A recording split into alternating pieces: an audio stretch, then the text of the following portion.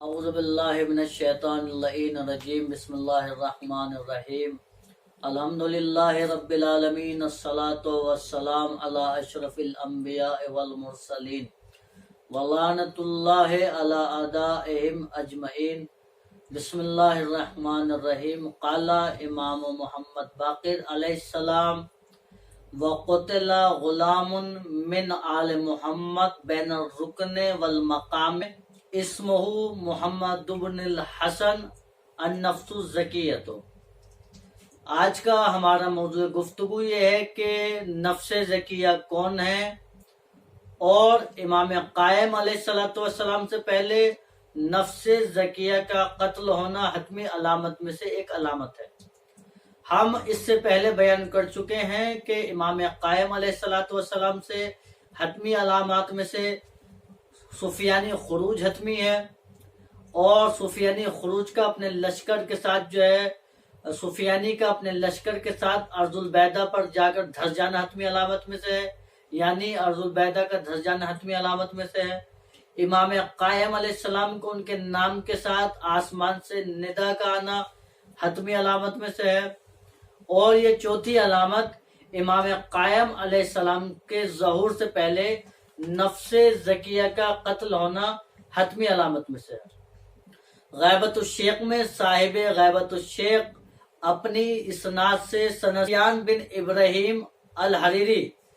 سے روایت کرتے ہیں کہ انہوں نے اپنے والد کو یہ کہتے ہوئے سنا کہ آل محمد میں سے ایک جوان کو قتل کر دیا جائے گا جس کا نام نفس زکیہ ہوگا، اور جب اس کو قتل کر دیا جائے گا تو اللہ ایک گروہ میں سے قائم آل محمد علیہ السلام کو بھیجے گا کہ جو ان لوگوں کے یہاں پر ان لوگوں کی آنکھوں میں سرمے سے زیادہ باریک اور محترم ہوگا، اور جب وہ انہیں نکالیں گے تو ان لوگوں کو ایسا محسوس ہوگا کہ جیسے ان سے کچھ چھن گیا ہے۔ پھر اس کے بعد اللہ امام قائم علیہ السلام کے ہاتھوں پر مشرق اور مغرب کو فتح فرمائے گا، اور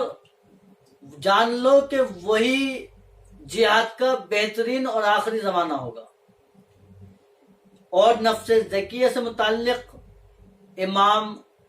محمد باقر علیہ السلام ارشاد فرماتے کہ جس حدیث کا میں نے پڑھنے کا شرف حاصل فرمایا کہ وَقُتِلَ غُلَامٌ مِّنْ آلِ محمد، کہ آل محمد میں سے ایک جوان کو قتل کر دیا جائے گا بین الرکن والمقام، رکن اور مقام کے درمیان پر۔ یہ حج کا ایک حصہ ہے کہ جو حاجی ہے وہ گئے ہیں اور اس مقام کو جانتے ہیں، وہاں پر نفس زکیہ کو قتل کر دیا جائے گا۔ اسمہ محمد بن الحسن، ان کا نام محمد بن حسن ہوگا، اور نفس الزکیہ، اور وہ نفس زکیہ ہوں گے، یعنی امام قائم علیہ السلام کے ظہور سے پہلے نفس زکیہ کا قتل ہونا حتمی علامت میں سے ہے۔ اور یہ نفس زکیہ ہوں گے کون؟ تو یہ محمد ابن الحسن ہوں گے، یہ امام حسن علیہ السلام کی نسل سے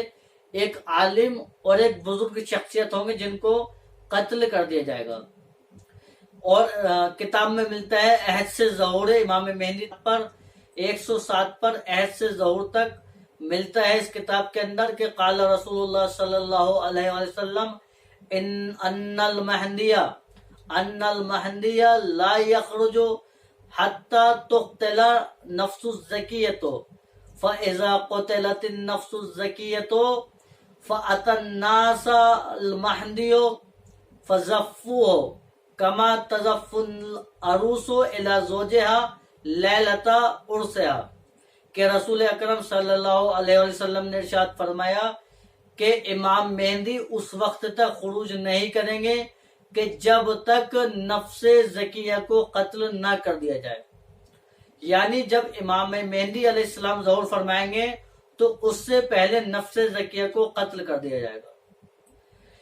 اور پھر امام مہدی فأتی الناس المہدی، پس امام مہدی علیہ السلام آئیں گے، فزفوه، تو لوگ جو ہے امام مہدی علیہ السلام کے ارد گرد جمع ہو جائیں گے،